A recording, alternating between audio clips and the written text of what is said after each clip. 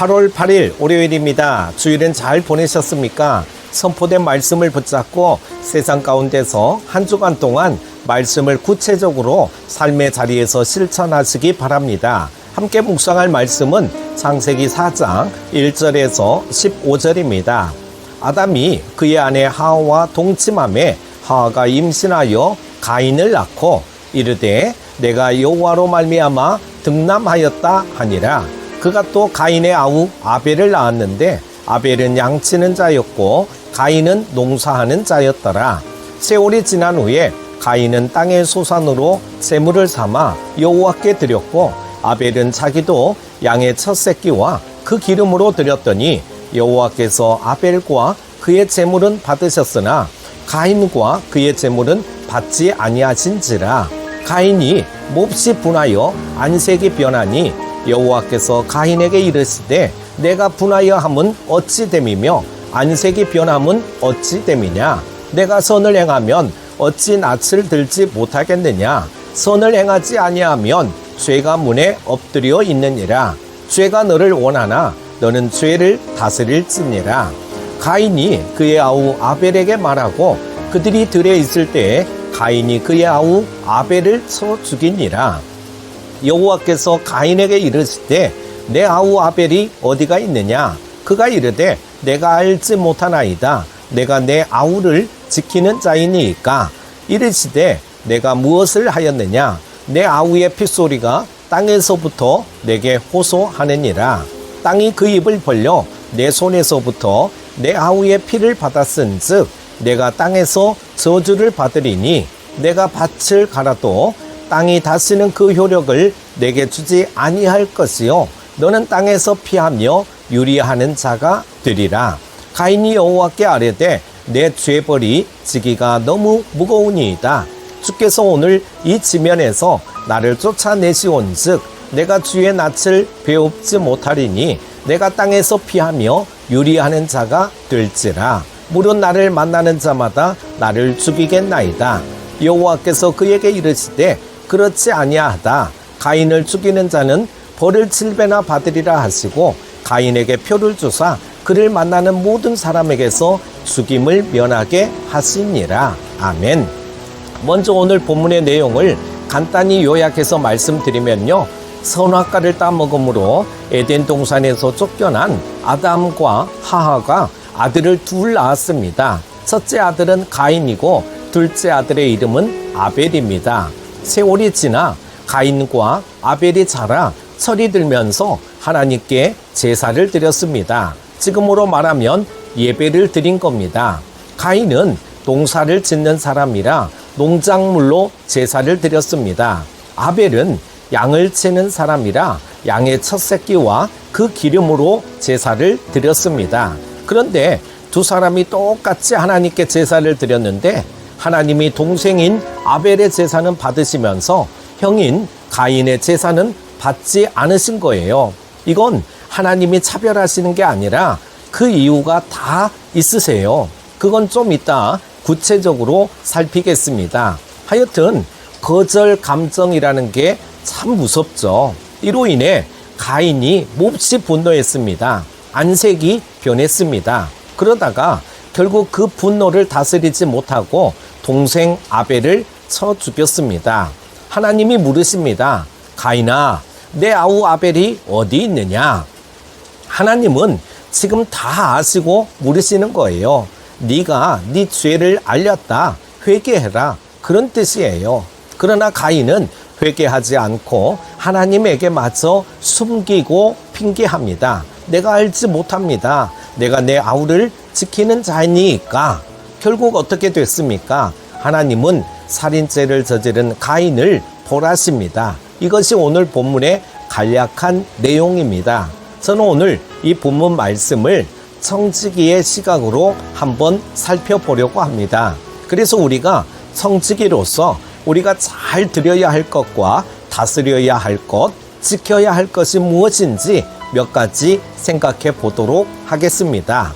첫째로 우리가 잘 드려야 될 것이 뭐냐? 예배입니다. 가인과 아벨이 점점 자라서 철이 들었습니다. 자기만 생각하며 살던 아들, 딸이 철이 들면 날 키워준 부모님을 생각하듯이 사람이 철이 들면 하나님을 생각하게 됩니다. 내가 자꾸만 하나님 생각을 많이 하게 되면 지금 철이 든 거예요. 그러나 아직도 나밖에 모르고 내 생각만 하고 있으면 영적인 철이 덜 든 것입니다. 하나님을 생각한다는 것은 하나님께 제사를 드린다는 것인데 이것은 하나님과 관계를 맺겠다는 것입니다. 하나님과의 교제는 제사, 예배로 나타나게 되어 있습니다. 그래서 그 사람이 예배드리는 모습이 그 사람의 하나님과의 관계이거든요. 세월이 흐른 후 가인과 아벨이 하나님께 제사를 드렸습니다. 3절에 보니까 가인은 농사꾼이나 땅의 소산, 농작물을 제물로 드렸습니다. 4절에 아벨은 양치는 자라 양의 첫 새끼와 그 기름을 제물로 드렸습니다. 그런데 결과가 어떻게 됐습니까? 4절, 5절 말씀.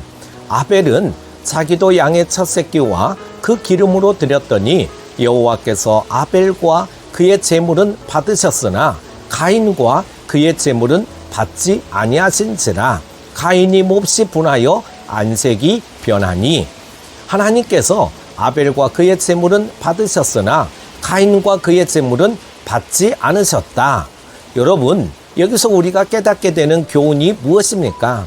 아하, 우리가 예배를 드린다고 해서 하나님이 다 받으시는 게 아니라 하나님이 받으시는 예배가 있고 하나님이 받지 않으시는 예배가 있구나. 이걸 깨달아야 합니다.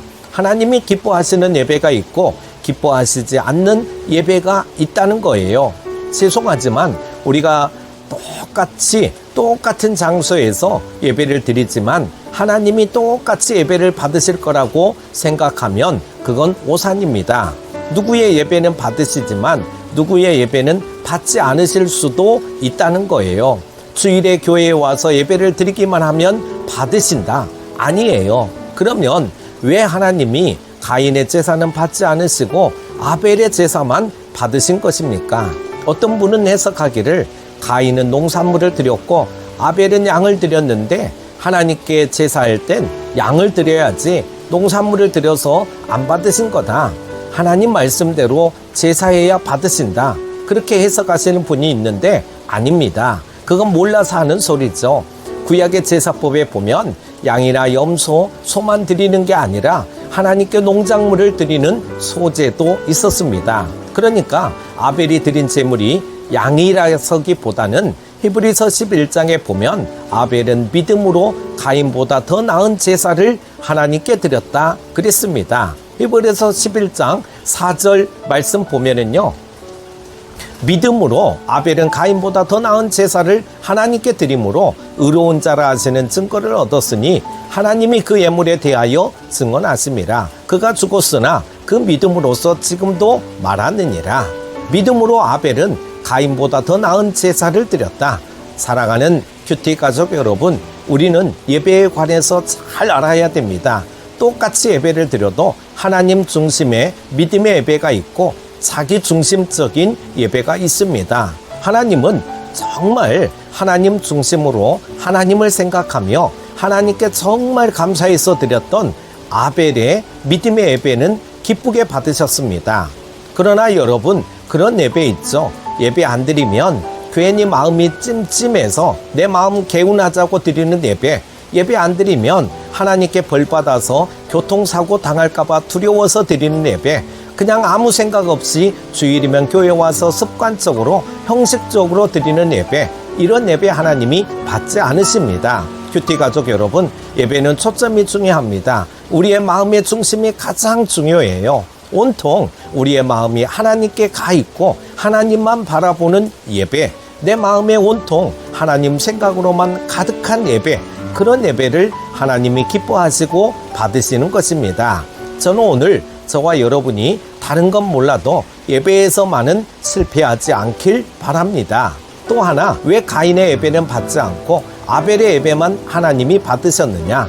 저는 이걸 준비된 예배냐 아니냐의 차이라고 생각합니다. 오늘 본문 말씀을 자세히 읽어보면 가인은 그냥 땅의 소산을 드렸다 그랬습니다.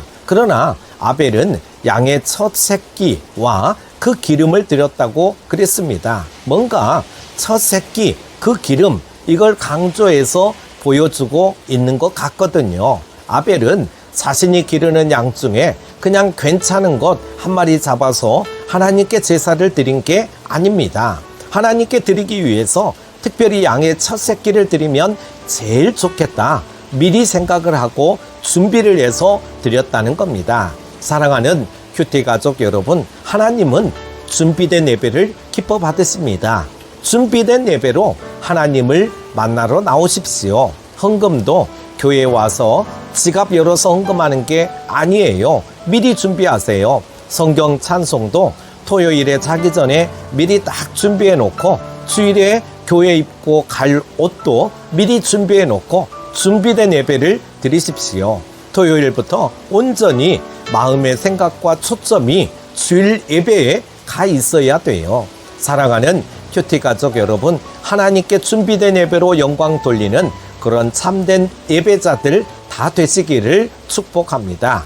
또 우리가 잘 다스려야 할 게 있는데, 그게 뭐냐? 죄입니다. 하나님이 가인의 예배를 받지 않으십니다. 그러자 가인의 마음에 동생 아벨을 향한 시기와 질투, 경쟁심, 이런 것들로 인해 마음이 분노로 가득한 거예요. 심지어 5절에 보니까 화가 났다는 게 얼굴에 다 티가 나죠. 안색이 변했습니다. 사랑하는 큐티 가족 여러분, 하나님이 나의 예배를 받지 않았다, 그러면 자신을 점검해야 하는 게 옳지 않습니까? 내가 드린 예배는 뭐가 문제였을까? 하나님이 받으실 만한 예배는 무엇일까? 자신을 돌아보고 하나님과의 관계를 점검하고 예배에 대해 더 잘 배웠다면, 어쩌면 첫 번째 예배에선 실패했는지 모르지만 가인이 아벨보다 더 예배를 잘 드리는 사람이 되었을 수도 있었을 것입니다.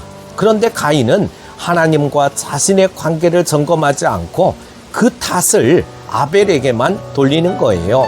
아벨, 그것만 없었더라면 하나님이 받으셨을 텐데, 아니죠. 아벨이 없어도 하나님이 가인의 예배를 안 받으시는 거예요. 아벨이 문제가 아니라 가인 자신이 문제인 것입니다. 여러분, 죄의 특징 중 하나가 뭐냐 하면 용서를 구하고 회개하기보다 자기를 대신할 희생양을 찾습니다. 그래서 남을 탓하고 남에게 책임을 전가함으로써 자신을 정당화하는 그런 기만적인 행동을 한다는 것입니다. 네가 그렇게 안 했으면 나도 그렇게 안 했을 거다. 아담과 하와도 선악과를 따먹고 난 후에 똑같았습니다. 회개하기보다 서로 탓하고 책임을 전가했지 않습니까? 아담은 하와를 탓했습니다. 하와는 자신을 유혹한 뱀을 탓했습니다. 이처럼 오늘 가인도 아벨을 탓하고 있습니다. 책임을 전가하고 있습니다. 사랑하는 큐티 가족 여러분, 우리가 뭔가 실수나 잘못에 대해서, 결과에 대해서 책임지기보다 서로를 탓하기 시작하면요, 그곳엔 평화와 행복이 있을 수 없습니다. 남편과 아내가 서로의 탓만 하고 있으면 그때부터 그 가정의 행복이 깨지는 거예요. 설사 내 생각에 그 사람이 잘못했다라고 생각될지라도 상대방을 탓하는 게 아니라 내 탓이요, 내 탓이요, 그럴 때 그곳에 갈등과 원망이 사라지는 것입니다.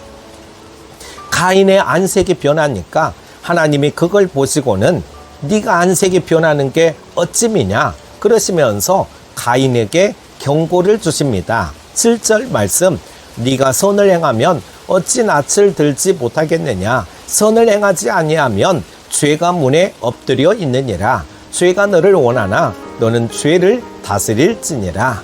죄가 너를 원하나 너는 죄를 다스릴지니라. 무슨 말씀입니까? 네 마음과 생각이 자꾸만 삐뚤어지고 싶고 엇나가고 싶고 악을 행하고 죄를 짓고 싶어 하는데, 그런 너의 마음과 생각을 다시금 바로 잡아라. 그래서 자꾸만 너를 넘어뜨리는 죄를 잘 다스려라, 그런 뜻입니다. 사랑하는 큐티 가족 여러분, 오늘 우리도 죄를 잘 다스려야 됩니다. 그런데 죄를 잘 다스린다는 게 말이 쉽지 그게 쉬운 게 아니거든요. 그렇지 않습니까? 어느 집에 쥐가 너무 많아서 먹을 것만 놓아두면 순식간에 없어지는 거예요. 주인이 너무 화가 나서 저놈의 쥐새끼들을 어떻게 하면 다 잡아 죽일까 귀에만 엿보고 있었습니다. 그러던 어느 날 창고에 들어갔더니 목이 좁은 단지에 쥐가 들어가서는 그 속에 있는 음식을 다 먹고 있는 거예요. 주인이 그 단지의 뚜껑을 얼른 막았습니다. 그리고 마당으로 가지고 나갔습니다. 그는 쥐를 죽일 목적으로 단지를 높이 들어 있는 힘을 다해 땅바닥에 내던졌습니다. 와장창 단지가 박살이 났습니다. 그런데 죽이려고 했던 쥐는 상처 하나 생기지 않고 주인을 비웃는 듯 도망쳐 버리는 거예요. 결국 단지만 깨지고 그 안에 있던 음식물만 못 먹게 된 것입니다. 여러분, 이게 죄입니다. 우리가 죄를 없애보려고 일을 쓰고 결단도 하고 그렇지만 죄는 그대로 남아서 우리를 비웃거든요. 이게 우리의 고민입니다. 하나님께서 오늘 가인에게 말씀하십니다. 죄의 소원은 내게 있으나 너는 죄를 다스려라. 아담 이후에 오늘 우리 모두에게는 죄의 소원이 다 있습니다. 선을 행하기보다 악을 행하고 싶어 해요. 그러나 죄의 소원을 다스릴 줄 알아야 믿음의 사람들입니다. 그러면 우리가 죄를 잘 다스리려면 어떻게 해야 됩니까? 첫째로 무엇보다 우리의 마음과 생각을 잘 지켜야 합니다. 죄는 그냥 행동으로 우발적으로 툭 튀어나오는 게 아닙니다. 대부분 먼저 마음과 생각에서 죄를 품습니다. 오늘 가인이 왜 동생 아벨을 죽였습니까? 그냥 우발적인 행동이 아닙니다. 처음엔 하나님이 동생 아벨의 제사만 받아서 그게 몹시 화가 났습니다. 그리고 가만히 생각하니까 동생이 미운 거예요. 밉다고 생각하니까 하나같이 다 밉상이고 미운 거예요. 미움이 증오가 되었습니다. 증오심이 가득하니까 동생을 죽이고 싶은 거예요. 죽이고 싶다, 없애버리고 싶다 생각하다가 어느 날 진짜 죽인 겁니다. 가롯 유다가 왜 예수님을 팔아버리는 엄청난 죄를 저질렀습니까? 예수님을 팔기 전에 사단이 가롯 유다의 생각 속에 예수님을 팔 생각을 심었다 그랬습니다. 사랑하는 큐티 가족 여러분, 죄를 잘 다스리려면 먼저 내 마음과 생각을 잘 지켜야 합니다.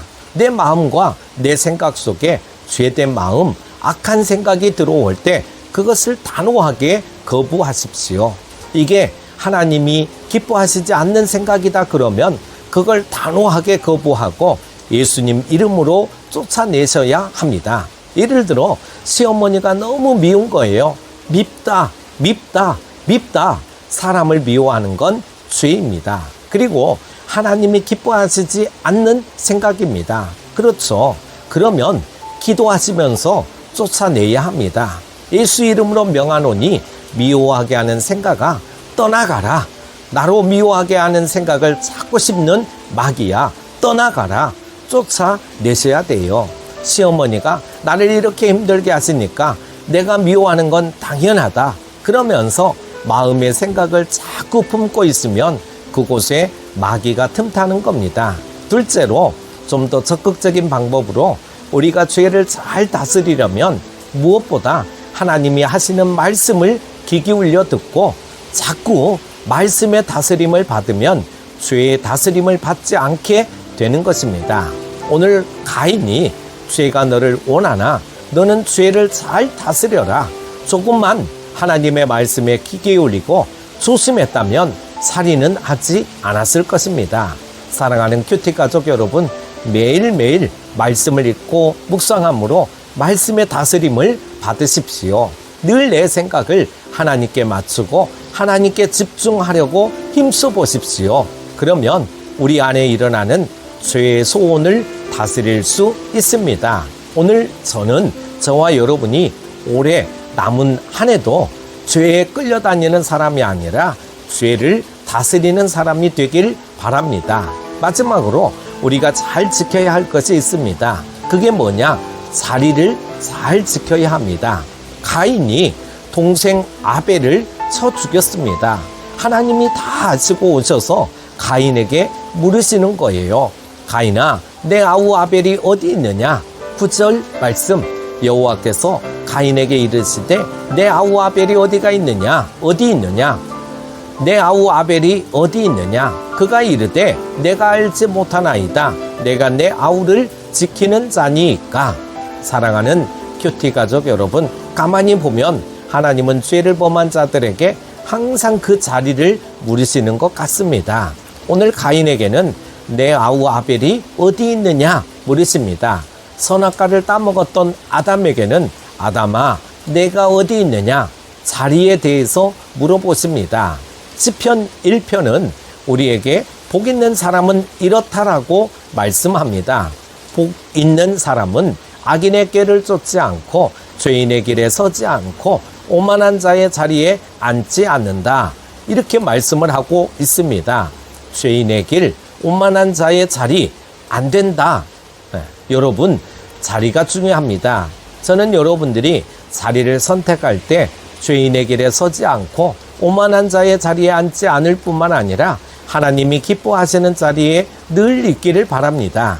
2022년도 복된 한 해, 은혜가 넘치는 한 해가 되기를 원하신다면 이제 남은 4개월 동안이라도 자리를 잘 선택하셔야 합니다. 경쟁의 자리, 술자리, 노는 자리, 춤추는 자리, 남을 험담하고 씹는 자리, 어두컴컴한 자리, 음담패설을 하는 자리, 원망, 불평하는 자리, 그런 자리는 피하셔야 됩니다. 반면에 예배하는 자리, 말씀 읽는 자리, 전도하는 자리, 기도하는 자리, 은혜 받는 자리, 섬기는 자리, 헌신의 자리, 이런 자리는 자꾸 가야 하는 거예요. 그래서 이사할 때도 최고 좋은 곳이 교회 근처라고 하는 거예요. 왜 그렇습니까? 그게 하나님이 기뻐하시는 자리에 가기가 수월하거든요. 사랑하는 큐티 가족 여러분, 올해도 남은 4개월 자리를 잘 살피십시오. 그래서 피할 자리는 피하고 하나님이 기뻐하시는 자리에는 적극적으로 나오는 그런 믿음의 사람들 다 되시기 바랍니다. 이제 말씀을 정리합니다. 올해 남은 4개월 무엇보다 예배를 잘 드리시기 바랍니다. 다른 건 실패해도 예배에 있어서만은 실패하면 안 됩니다. 예배를 드린다고 하나님이 다 받으시는 게 아니에요. 하나님이 받으시는 예배가 있고 받지 않으시는 예배가 있습니다. 마음의 중심이 있는 예배가 되어야 합니다. 준비된 예배를 드려야 합니다. 둘째로 죄를 잘 다스려야 합니다. 아담의 범죄 이후에 우리 인간의 원죄 속에 선을 행하기보단 악을 행하고 싶은 속성을 다 가지고 있습니다. 그렇기 때문에 죄를 잘 다스려야 합니다. 마음과 생각을 잘 지키십시오. 그리고 말씀의 다스림을 늘 따라가십시오. 셋째로 자리를 잘 지켜야 합니다. 죄인의 길, 오만한 자의 자리에 앉지 마시고 늘 하나님이 기뻐하시는 자리에 앉음으로 복된 인생들 다 되십시오. 사랑하는 큐티 가족 여러분, 남은 올 한 해 예배를 잘 드리고 죄를 잘 다스리고 자리를 잘 지킴으로 말미암아 칭찬받는 복된 인생들 다 되시기를 축복합니다. 기도합니다. 하나님 아버지, 오늘 또 새 생명을 허락하여 주심에 감사를 드립니다. 오늘 말씀을 묵상하면서 깨달은 것처럼 잘 드리고 잘 다스리고 잘 지키는 삶이 되게 하여 주옵소서. 오늘 하루도 누구를 만나든지 어디를 가든지 발걸음 걸음마다 주께서 앞서서 인도해 주시고 주님의 이름으로 승리하게 하옵소서. 한 주간 동안도 지켜주실 주님을 찬양하며 예수님의 이름으로 기도합니다. 아멘.